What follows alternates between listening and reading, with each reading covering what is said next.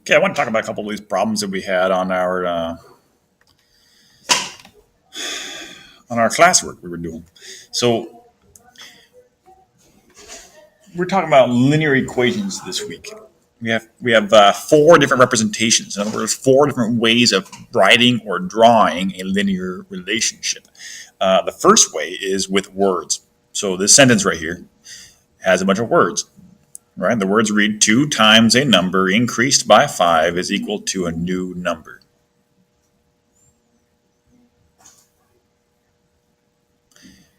Okay.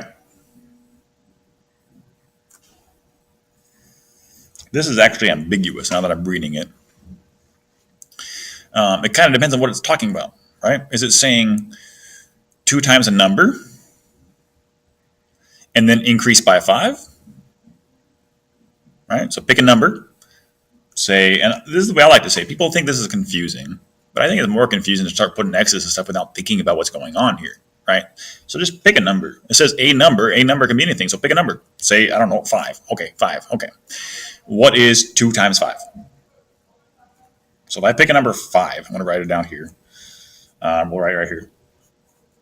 If I do 2 times that number, I get 10.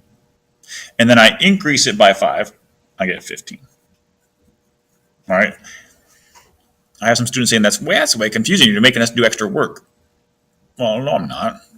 Right? I'm trying to understand what's going on here. Because if you start writing down stuff, weird stuff, and I've seen it, and it's not too bad to say, okay, well, a number, let's just make that X. Now we have 2 times X, 2 times X, plus 5, plus 5. And that works, equals a new number, equals a new number. And that's true. That is going to be your equation. Y equals 2x plus 5. But when you start just crossing stuff out and just bringing numbers down, you're not thinking anymore. And if you're not thinking, then you're going to fall for traps. Because the star people who write the star test, are counting on the fact that they can mess people up. They can get you, trap you, and get you to choose the wrong answer because you're not thinking. All right, there are going to be answer choices that are very close. For example, one of your wrong answer choices is going to be y equals 5x plus 2. That's going to be one of your wrong answer choices. This is wrong. But you might pick it because you're not thinking. You're just saying, oh, there's a 5, there's a 2. Okay, I'm good. All right. Here's what I'm saying when it's ambiguous. This is kind of hard to tell what it means in English. You could read this.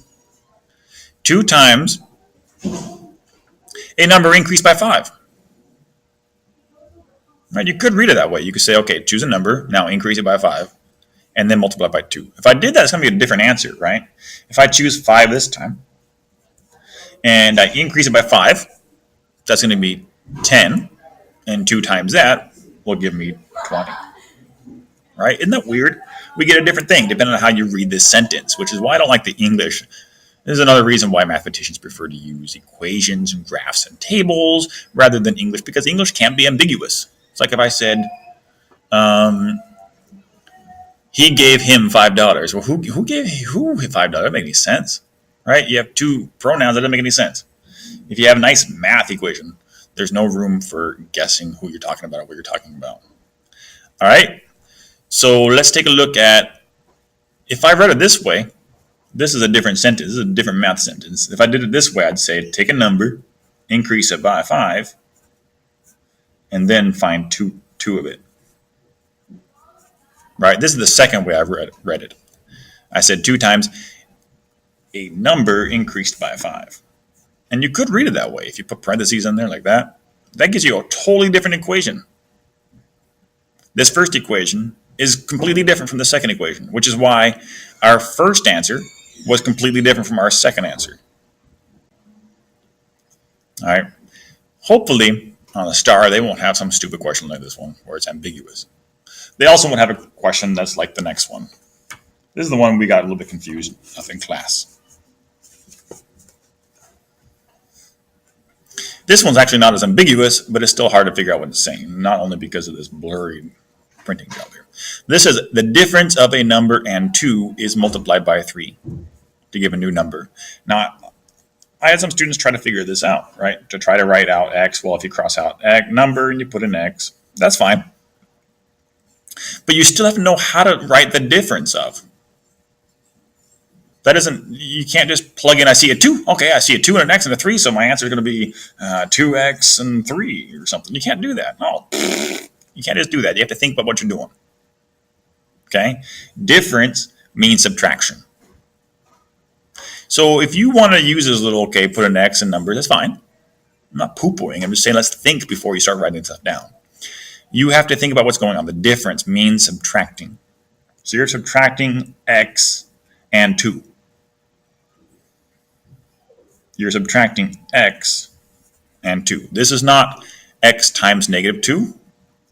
This is just x minus 2. That's what difference means, right? Difference means subtract. A number means x, and 2 means 2. All right? So this is x minus 2. Now, take this difference, whatever you get here, whatever this is, and multiply it by 3. Here's the problem. If I put a times 3 here, order of operations says to do the multiplication, 2 times 3, and then subtract that from x. That's not what I want. I don't want to do x minus 6. And if I put the 3 in front, order of operations says to do the 3 times the x before you subtract 2. But I don't want to do that. I want to subtract the 2 first and then multiply by 3. So the only way you can do that, the only way you can make sure that you do this subtraction before you do the multiplication is by using parentheses. Okay, parentheses mean do this stuff first and then do this stuff. Okay, parentheses just makes it so you know what order to do stuff in. Okay, so in this sentence, first find the difference of a number and 2. In math, you say parentheses x minus 2. Parentheses just means first, do this. Okay, so first find the difference. Then we're done with the parentheses, then multiply by 3. So there's a 3 outside of the parentheses. And then you could write equals y. This would be a perfectly good math sentence. But I don't know very many 7th graders who could get from this sentence into this equation. There aren't a lot.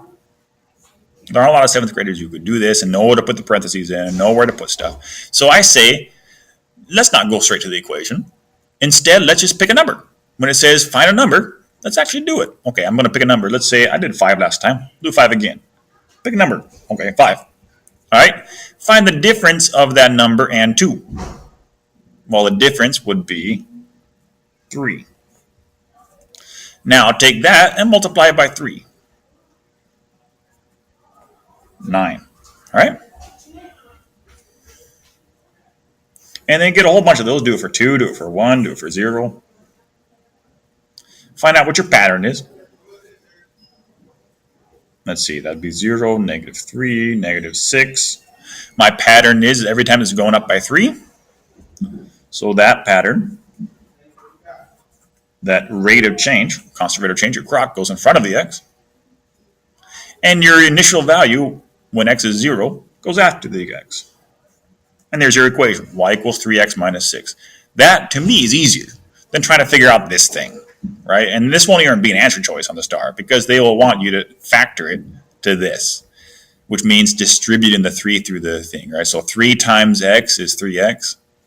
3 times negative 2 is negative 6, right?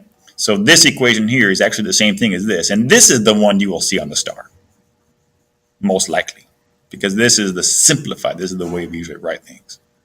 So if you're going to have to get this anyway, you might as well go through the thinking, go through the math, do the chart, your table, your graph even, and get it that way. All right, so hopefully I gave you something to think about. Although on some questions you will be asked to find this kind of thing too. So I shouldn't say you'll never see this. It's just less often. The real moral of the story is hopefully we don't get stupid. Word problems aren't as bad, but these kind of just one sentence translated math, I don't like them. Because again, like number 1, the one we looked at, that's totally ambiguous. I have no idea what this is saying. I'm thinking it says this top one, but it could be saying this bottom one. It's just a dumb problem. Okay. All right, that's me. This is Mr. Baker's little rant for now. See you next time.